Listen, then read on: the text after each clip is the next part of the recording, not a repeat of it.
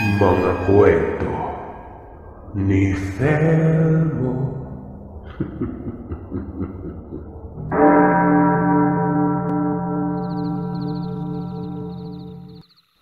Mapagpalang araw sa iyo, Sir Seth, at sa mga tagapakinig ng channel mo. Tawagin niyo na lang ako sa pangalang Marina, at nais kong ibahagi sa inyo ang kwento ng aming pamilya.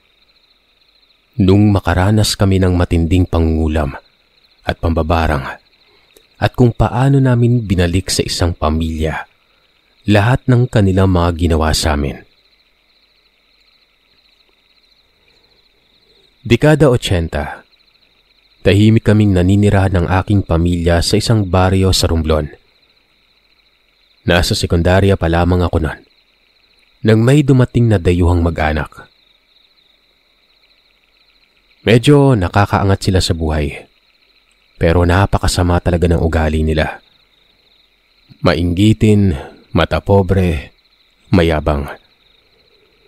Iniisip nila na pera lamang ang nagpapaikot at kumukontrol sa kanilang buhay.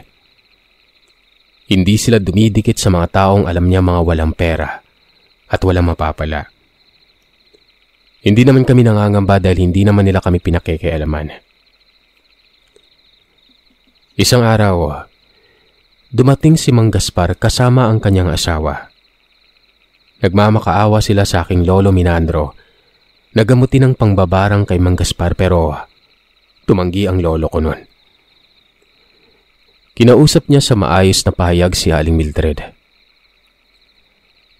Pasensya ka na, kumare. Matagal na akong hindi nanggagamot ng mga nababarang. Nagbago na ang buhay ko. Tanging pangingisda at pagsasaka na lamang ang aking ikinabubuhay. Kaya sana maunawaan mo. Kung gusto mo, magtungo ka kay Ka-Erning na magaling na manggamot. Sigurado matutulungan ka niya doon. Saglit na bumagsak ang mga balikat ni Aling Mildred. Medyo nalungkot siya pero nagawa pa rin niyang magpasalamat kay Lolo Minandro. Bakas ang kawalan ng pag-asa sa kanyang mukha habang umaalis sa bahay namin noon. Nakita at narinig ng nanay ko ang nangyari at medyo naawa siya kay Aling Mildred. Sa puntong yun ay lumapit ang nanay ko kay Lolo at nagtanong, Itay, bakit hindi niyo tinulungan? Sigurado kong kayo ang lubos na nakakapagpagaling sa kanya. Tiningnan ni Lolo Minandro ang nanay ko. Anak, hanggat maaari at walang nangyayari sa pamilya natin, ayoko nang bumalik sa dati kong buhay. Delikado ang gumamit ng itim na kapangyarihan at siguradong may masasaktan. Gusto ko na ng tahimik na buhay kasama kayo. At matapos niyang magsalita, hindi na muling nagtanong ang nanay ko. Sinikap niyang unawain ang sitwasyon ni Lolo. Sa isang banda ay may punto naman ang lolo ko dahil ang paggamit ng itim na kapangyarihan ay talagang delikado noon at para na rin binibenta ang kaluluwa sa ilalim ng lupa. Kahit alam ng nanay ko na may kakayahan si Lolo Minandro na manggamot ng mga taong nababarang, nakukulam at sinasaniba ng masamang espiritu, ay mas pinili pa rin itong lumugar sa tama at hindi gumawa ng anumang ikakamahamak ng kanilang pamilya. Batid ng nanay ko ang kapalit na paghihirap at pagdurusa kung babalik na muli ang lolo ko sa ganung uri ng panggagamot. Pero sadyang mapaglaro ang tadhana. Lumala ang karamdaman ni Mang Gaspar at mukhang ilang araw na lamang ang bibilangin ito bago ito magpaalam sa mundo.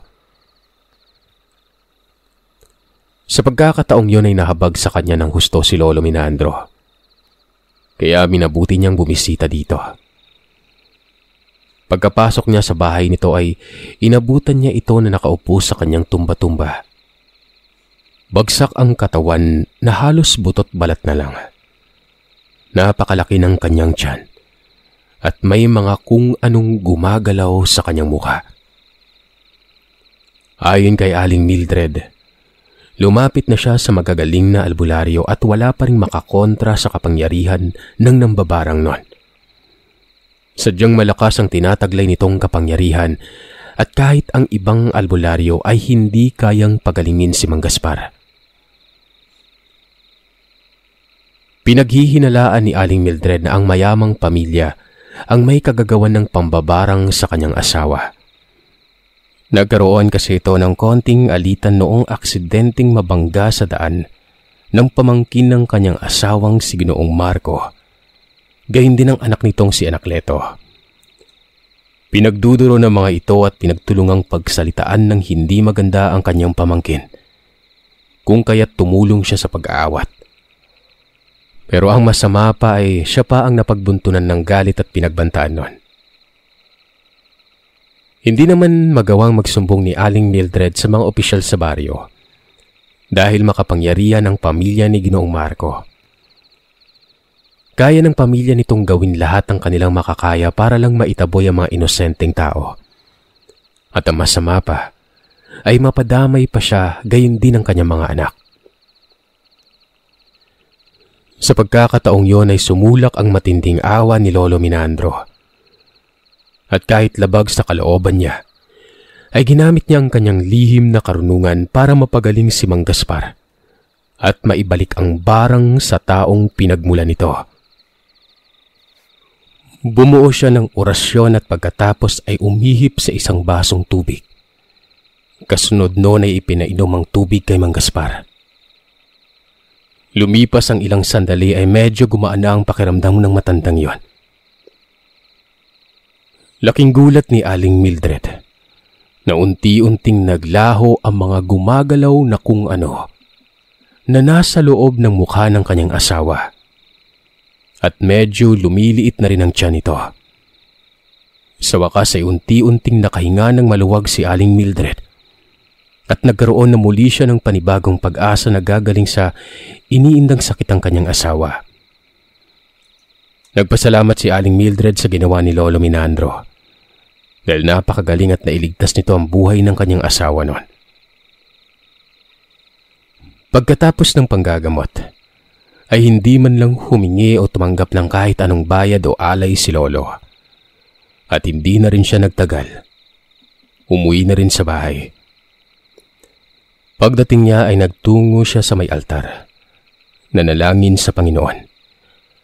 Nakonsensya siya dahil nagawa niyang gumamit ng mahikang itim kapalit ng kaligtasan ng ibang tao. Pinagsisihan niya ang kanyang nagawa dahil nakakatiyak siyang may malagim na kapalit ang kabutihang na idulot niya para sa kaibigan. Lumipas sa mga araw at napabalita ang pagaling ni Mang Gaspar. Nadiskubre ng nanay at tatay ko ang paggamot ng aking lolo noon. Hindi naman natuwa ang lolo ko sa nangyari. Minabuti niyang mag-ingat lalo pat alam niya na hindi magtatagal ay malalaman ng pamilya ni Ginoong Marco ang katotohanan at posibleng balikan siya ng naturang pambabarang. Tila nagdilang anghel ang kanyang mga kutob. Hindi nga siya nagkamali sa kanyang mga iniisip noon. Dumating ang isang araw na sinugod sila ng pamilya ni Ginoong Marco at halos pinagbantaan at tinutukan pa sila nito ng mga baril. Walang habas silang nag-iskandalo kahit na may mangilan-ngilang mga kapitbahay ang nagtichismisan sa paligid nun. Lalo pa nilang ipinagmalaki ang kanilang kapangyarihan at ipinagdiinan ang kanilang mga pakay. Nabanggit ng asawa ni Ginoong Marco na ilang araw nang nakaratay sa higaan ng kanyang asawa at walang sino mang doktor ang makapagpagaling dito. Kahit suluhan nila ang iba pang mga manggagamot ay hindi nila magawang gamutin ang karamdaman ng asawa niya. Sa puntong yon, naghinala si Lolo Minandro. Ibig sabihin, kayo nga ang bumarang kay Mang Gaspar? Dahil asawa mo ang tinamaan ng ibinalik kong barang? Tama ba ako, Olivia? Hindi ka agad nakasagot si Ginang Olivia. Bagkos ay ang anak nitong si Anacleto ang sumagot sa kanyang katanungan. Oo, kami ang bumarang sa kanya. Huy tanda, binabalaan kita. kapag hindi mo inalis ang barang sa aking ama, mapipilitan kaming barangin ka pati na rin ang pamilya mo. Makakaasa ka na dadalhin namin kayo sa kabilang buhay. Kamuntik ng suguri ni Kuya Doming si Anacleto dahil sa kawalang respeto nito.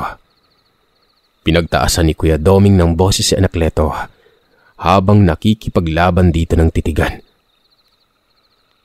Walang hiya kang bastos ka. Wala kang galang kay Lolo. Lumayas kayo sa pamamahay namin. Mabuti na lamang at nahawakan ng aking ama ang kapatid ko nun. Sumabat naman sa usapan si Ginang Olivia. O sige, para matapos na itong usapan natin at wala nang das na maganap. Tanggalin mo, Lolo Minandro, ang barang sa asawa ko. At ipinapangako ko na walang mangyayari sa pamilya mo. Ano? Pumapayag ka ba sa alok ko sa'yo? Hindi nakasagot si Lolo Minandro nun. Dahil lumapit sa kanya si Kuya Doming na patuloy pa rin na nagpupumiglas. At dahil doon ay ibinaba ni Anacleto ang hawak na baril. Binulyawan ni Kuya Doming ang mag-ina. At kahit labag sa kalooban niya ang kanyang mga sasabihin ay pinanindigan niyang dahil sumusobra na ang mga taong nasa harapan nila noon. Lagpas-lagpas na ang mga pang-aalipustang sinasabi nito kay Lolo Minandro. Gayon din sa aming pamilya. Lumayas kayo sa pamamahay namin. Kung ayaw niyong pagtulungan namin kayo. Teritoryo namin to. At wala kayong karapatang takutin at pagbantaan kami dito.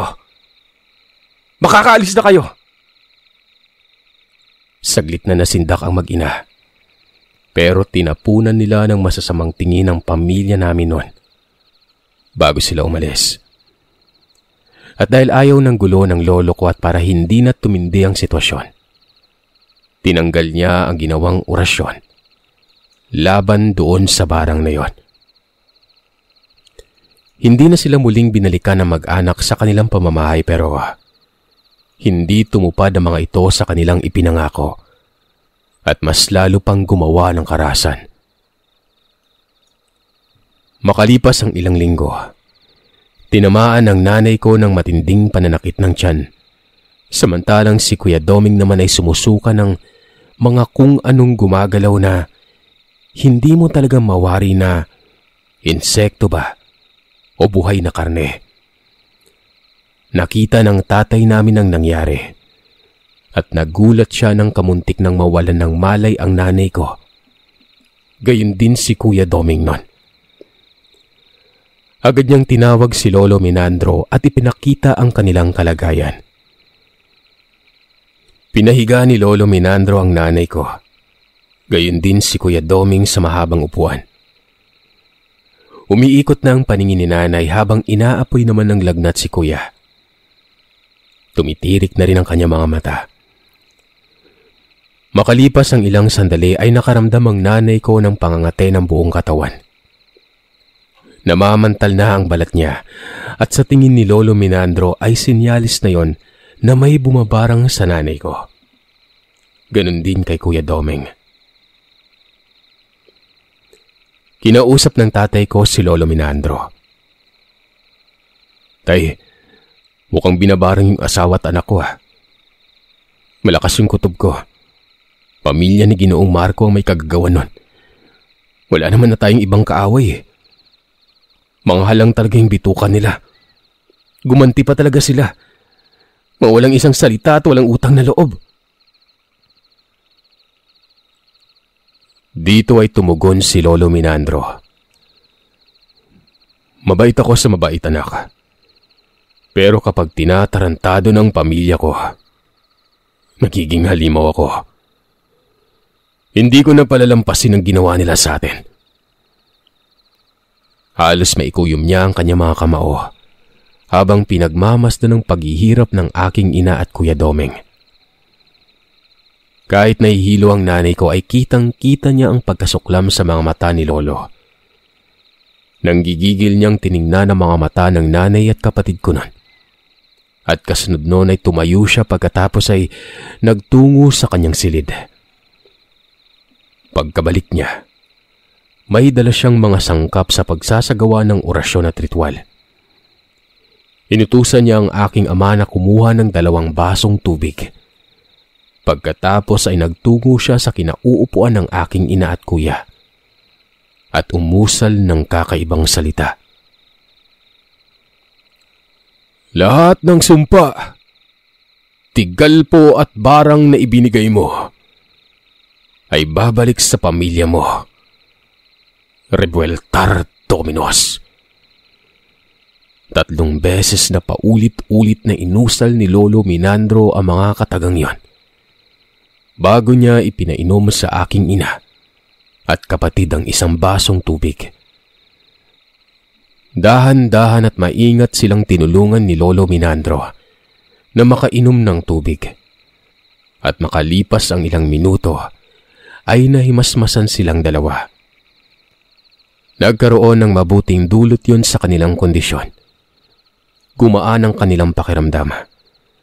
Naibsa ng pagkahilo ng nanay ko, kaya lang bahagya siyang inantok. Gayon din ang kapatid ko, hanggang sa unti-unti silang nawalan ng malay. Hindi na nila namalayan ang kasunod na nangyari. Nagising na lamang ang nanay at kapatid ko sa kinabukasan at inabutan nila sa aming sala na umiiyak at nakikiusap si Ginang Olivia, habang nakaluhod naman sa harapan ni Lolo Minandro noon. Bumangon ang nanay at kapatid ko sa pagkakahiga. Agad naman silang nakita ng tatay ko at mabilis itong lumapit sa kanila at umagapay sa kanilang paglalakad. Hindi napigilan ng nanay ko na magtanong kung anong nangyayari noon, at binigyan naman siya ng malinaw na paliwanag ng tatay ko. Nabanggit niya na humihingi ng paumanhin ang buong mag-anak ni Ginang Olivia. Nang makatikim silang lahat ng ibinalik na barang o rebuelta sa kanila ni Lolo. Nagulantang ang nanay ko matapos niyang marinig ang mga sinabi ng tatay ko.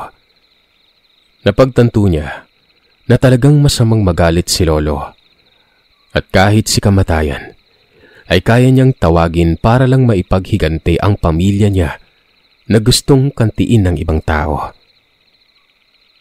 Ganun pala ang pakiramdam kapag nasa bingit ng kapahamakan ng pamilya mo at ginawan sila ng masama ng ibang tao noon. Pinagmasdang mabuti ng nanay ko ang kalagayan ng mag-anak. Namilog ang kanyang mga mata nang mapansin na may malalaking bukol sa muka at katawan si Anacleto. Samantalang si Ginoong Marco ay puno ng pasa at sugat ang buong katawan, at si Ginang Olivia ay nanlalaki ang tiyan at namamanas sa mga kamay at paa. Hindi nagtagal ay pinatayo ng lolo ko si Ginang Olivia mula sa pagkakaluhod nito. Nag-umpisa siyang magsalita. Mula sa araw na ito, kung talagang nagsisisi na kayo sa mga nagawa niyong kasalanan, tatalikuran niyo na ang paggawa ng masama at sisikapin na ninyong maging mabuti para sa kapakanan ng inyong kapwa. Tandaan niyo na bumabalik ang karma. Hindi natutulog ang nasa taas. Bilog ang mundo at hindi kayo ang palaging nasa tuktok, sabi ni Lolo. Ganoon na lang kadaling sumang-ayon sa kanya ang buong mag-anak. Pero matagal na humagulgol si Ginang Olivia bago siya tumigil sa pag-iyak nun. Yun na marahil ang pinakamasakit na parusa na natikman nila sa buong buhay nila. Masakit man ang sampal sa kanila ng katotohanan, ayun naman ang tunay na lunas para mabuksan ng kanilang mga mata at maisip nila ang kanilang mga nagawang hindi maganda. Hindi nagtagal ay kumilos si Lolo Minandro.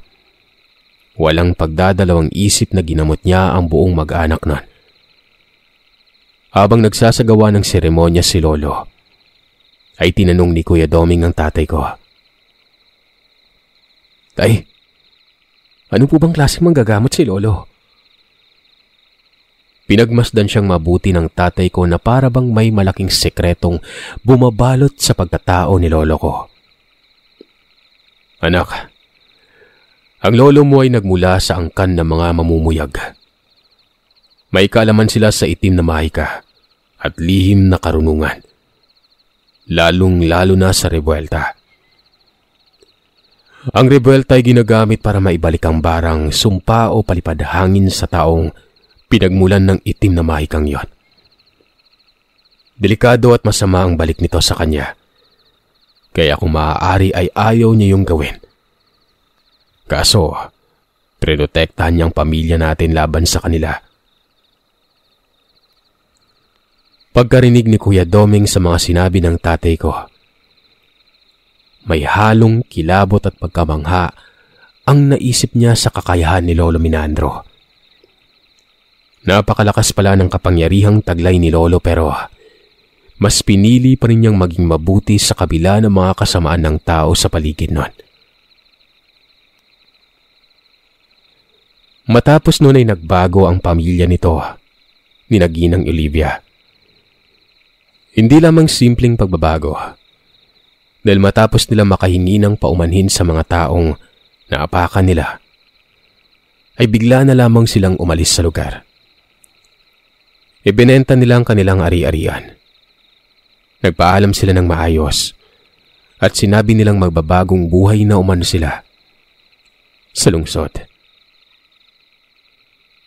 Si Lolo Minandro naman ay nabuhay pa ng mga mahigit 15 taon. Yun ang huling pagkakataon na nagamit niya ang kanyang kakayahan at namuhay siya ng tahimik hanggang sa araw ng kanyang pagpanaw.